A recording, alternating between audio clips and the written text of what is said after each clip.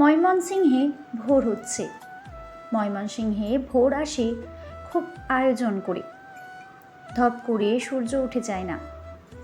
তরুর অবশ্য ভোর হওয়া নিয়ে মাথা ব্যথা নেই। তার জীবনে ভয়াবহ একটা দুর্ঘটনা ঘটে গিয়েছে। প্রথম বর্ষের পরীক্ষায় সে 2 সাবজেক্টে ফেল করেছে। 2 সাবজেক্টে ফেল করার ব্যাপারটা বাবাকে এখনও জানানো হয়নি। তরুর বাবা সাদিকুল সাহেব মেয়েদের পড়াশোনার ব্যাপারে খুব সিরিয়াস। মেয়ের ফেল করার ব্যাপারে তিনি কী রকম প্রতিক্রিয়া দেখাবেন ধারণা করা যাচ্ছে না। এখন ঘড়িতে 6টা বাজে। ঠিক 9টা বেজে 10 মিনিটে সাদিকুল সাহেব টেলিফোন করবেন। টেলিফোন তুললেই দরাজ কণ্ঠে রেজাল্ট জানতে চাইবেন। তরুর রেজাল্ট নিয়ে খুব একটা মন খারাপ হচ্ছে না। তার ধারণা পরীক্ষায় ফেল করাটা খুব ভয়াবহ কোনো অপরাধ নয়। কিন্তু বাবার ভয়ে তাকে মন খারাপের কঠিন অভিনয় চালিয়ে যেতে হচ্ছে। তরুর মন খারাপের অভিনয় খুব একটা ভালো হচ্ছে না। মন খারাপ হলে ঘুম পাওয়ার কথা না। আশ্চর্যের বিষয়, এমন একটা টেনশনের সময়ও তরুর 2 চোখ বুজে ঘুম আসছে। তরু 2 চোখ ভর্তি ঘুম নিয়ে বাবার ফোনের জন্য অপেক্ষা করছে। বাবাকে কনভিন্স করার জন্য পৃষ্ঠার পর পৃষ্ঠা স্ক্রিপ্টও লিখে ফেলেছে। যেখানে কাদো কাদো ভাব প্রয়োজন সেখানে নীল কালি দিয়ে লিখে রেখেছে মুখভঙ্গি কাদো কাদো। তবুও তরুর কেন জানি মনে হচ্ছে এসব স্ক্রিপ্ট দিয়ে কোনো কাজ হবে না। বাবার রেজাল্ট শোনার সাথে সাথেই তরুকে কঠিন কঠিন কিছু কথা বলবেন। বাবার কঠিন কথা শুনে তরুর ভয়ঙ্কর মন খারাপ হয়ে যাবে। তরুর মন খারাপের ধরন খুব বাজে। একটুখানি মন খারাপ হলেই ছাদ থেকে লাফিয়ে পড়তে ইচ্ছে করে, অথবা হাতের শিরা বরাবর ধারালো ব্লেডের আঁচড় বসাতে ইচ্ছে হয়। যদিও তরু এই দুটোর একটিতেও কোনোদিন সফল হয়ে উঠতে পারেনি। উচ্চতা আর রক্তে তার প্রচণ্ড ভয়। কিন্তু কোনো একদিন যে করে ফেলবে না সে ব্যাপারেও নিশ্চিত হওয়া যায় না। তরুর ধারণা বাবার বকাবকির ভয়েই সে একদিন ভয়াবহ একটা কাণ্ড ঘটিয়ে ফেলবে। বাবাকে বড়সড় একটা চমক দেওয়াই তার ইচ্ছে। তরু বাবাকে চমক দিতে না পারলেও সাদিকুল সাহেব তরুকে অবিশ্বাস্য এক চমক দেখালেন। ঘড়ির কাঁটা 9টা 10 পেরিয়ে 20-এর ঘরে চলে যাওয়ার পরও টেলিফোনের ঘন্টি বাজল না। বাবার মতো পাংচুয়াল মানুষ যে এমন একটা বেনিয়ম করে ফেলবেন তা যেন তরুর বিশ্বাসই হতে চাইল না। ছোটবেলা থেকেই তরুর বিপজ্জনক এক রোগ আছে। তরু কিছুতেই মিথ্যা কথা বলতে পারে না। মিথ্যা কথা বলতে হলে তাকে খুব পরিশ্রম করতে হয়। এই পরিশ্রমের প্রথম ধাপ হলো খাওয়া দাওয়া বন্ধ করে দেওয়া। তরু খুব ভেবে আবিষ্কার করেছে পেটে ক্ষুধা থাকলে মিথ্যা বলা সহজ। তরু কাল রাত থেকে খাওয়া দাওয়া বন্ধ করে মিথ্যা বলার প্রস্তুতি নিচ্ছে। বাবাকে জবরদস্ত কিছু মিথ্যা কাহিনী শুনিয়ে ফেলার পর সে খেতে বসবে। তরু বাংলার ছাত্রী। ডিপার্টমেন্টের স্যার বলেছেন সাহিত্যে মিথ্যা বলে কিচ্ছু হয় না, ঔপন্যাসিক রচনা মাত্রই সত্য। তরু বাবাকে বলবে বলে প্রস্তুতিকৃত মিথ্যাটাকে সাহিত্য হিসেবে ধরে নিয়েছে। এই মিথ্যায় পাপ নেই। সাদিকুল সাহেব অবশ্য তরুর সত্য মিথ্যার ভেলকিতে ধরা দিলেন না। মিথ্যা বলার এত সব প্রস্তুতিতে জল ঢেলে টেলিফোন করতে করতে দুপুর গড়িয়ে বিকেলে পৌঁছালেন। তরুর তখন জঠর জ্বালায় প্রাণ ওষ্ঠাগত অবস্থা। ক্ষুদায় ক্ষুদায় সত্য মিথ্যা গুলিয়ে সবই অলীক জল্পনা। তরু ঠিক তখনই আবিষ্কার করে ফেলল মিথ্যা বলতে ক্ষুধা প্রয়োজন, কিন্তু অতিরিক্ত ক্ষুধা নিয়েও মিথ্যা বলা যায় না। মিথ্যা বলার জন্য ক্ষুধা লাগবে পরিমিত পরিমাণ, এর থেকে বেশি কম হলেই সব প্রস্তুতি ব্যর্থ। সাদিকুল সাহেব টেলিফোনের লাইন পেয়েই মেয়েকে গম্ভীর কণ্ঠে ধমক দিলেন। তুমি কি যাচ্ছ? তোমার বাবা অশান্তিতে পতিত হোক?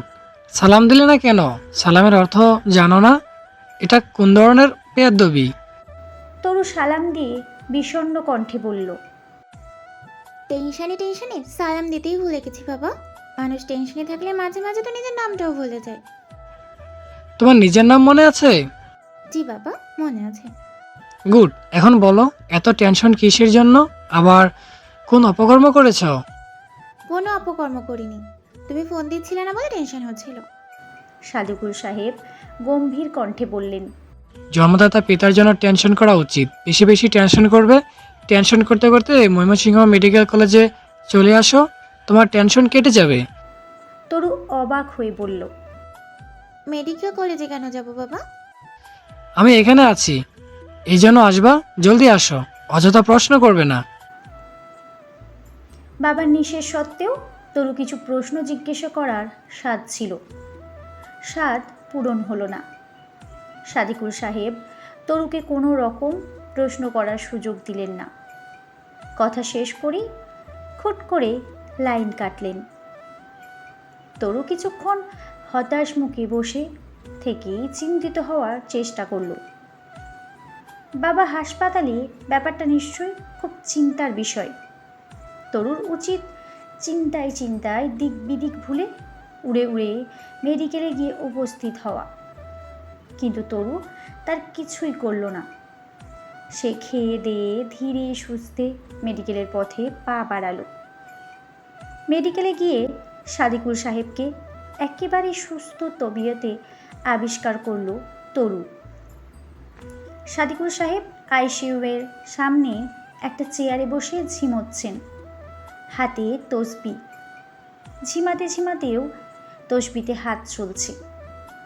তরু আশেপাশে পরিচিত কাউকে না দেখতে পেয়ে কিছুটা বিভ্রান্ত হলো। বাবার কাছাকাছি গিয়ে সাবধানী কণ্ঠে ডাকল। সাদিকুল সাহেব চোখ মেলে মেয়েকে দেখতে অত্যন্ত আনন্দিত বোধ করলেন। পাশে বসতে বলে ফিসফিসিয়ে বললেন, রোগী আইসিইউতে, থার্ড টাইম স্ট্রোক, মরে যাওয়ার সম্ভাবনা 80%। কেউ 80% মৃত্যু সম্ভাবনা নিয়ে শুয়ে আছে। ব্যাপারটা খুবই দুঃখজনক ঘটনা।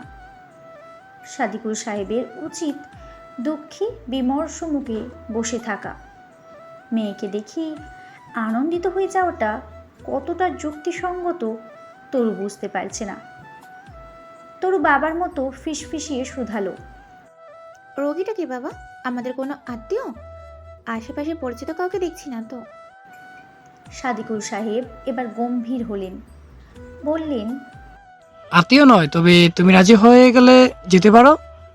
তরু অবাক হয়ে বলল, মানে কিসে রাজি হব?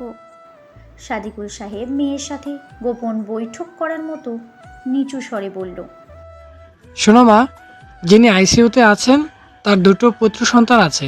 তোমার বিয়ের জন্য আমরা তার বড় সন্তানের খোঁজখবর নিচ্ছিলাম।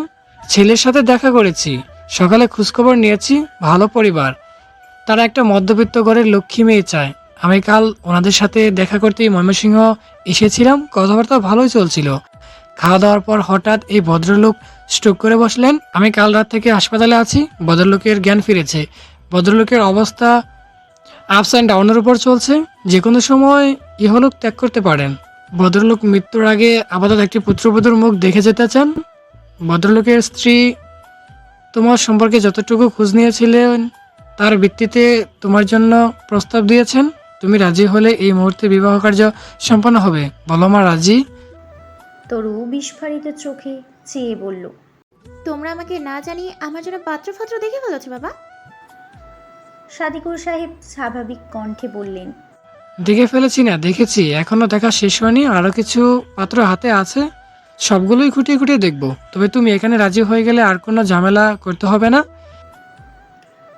তরু 2 মিনিটের জন্য কথা বলার ভাষা খুঁজে পেল না। হতবাক হয়ে বাবার মুখের দিকে চেয়ে রইল। সাদিকুল সাহেব কোমল কণ্ঠে বললেন, একটা পরিবারের এমন বিপর্যয়ের সামনে আমাদের সাহায্যের হাত বাড়িয়ে দেওয়া কর্তব্য। তুমি রাজি হয়ে যাও মা। তোমার কথা শুনে মনে হচ্ছে তারা আমার কাছে টাকা পয়সা চাচ্ছে। এখানে বিয়ের কথা চলছে বাবা, আমার সারা জীবনের প্রশ্ন। এভাবে কিভাবে রাজি হয়ে যাব? চিনি না, জানি না। সাদিকুল সাহেব শুধালেন, তার মানে তুমি চেনা জানার মাঝে বিয়ে করতে চাইছো? তোমার পছন্দের কেউ আছে?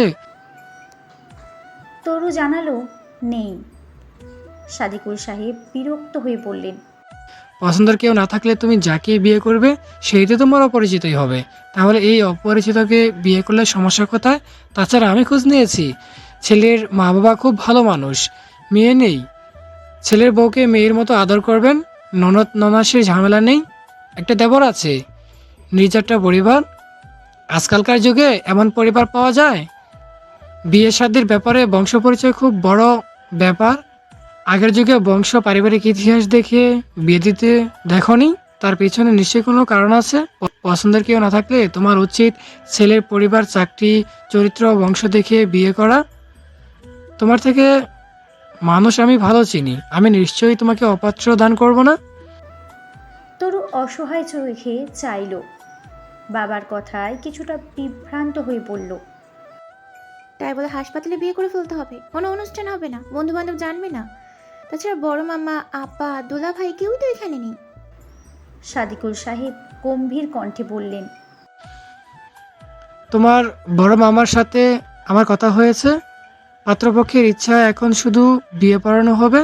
পরিস্থিতি অনুকূলে এলে, মানে এই ভদ্রলোকের এসপার ওসপার কিছু হয়ে গেলে সুযোগ বুঝে দুমদাম করে বউ তুলে নিয়ে যাওয়া হবে। তোমার মামা সম্মতি দিয়েছেন। তখন তুমি তোমার বেদ্য বন্ধু বান্ধবদের ডেকে এনে তাদের কুলে চড়ে বসেও থাকতে পারবে, কোনো সমস্যা নেই। চারু আর তার বরেরও কোনো আপত্তি থাকার কথা না। তরু অসন্তুষ্টি নিয়ে বলল,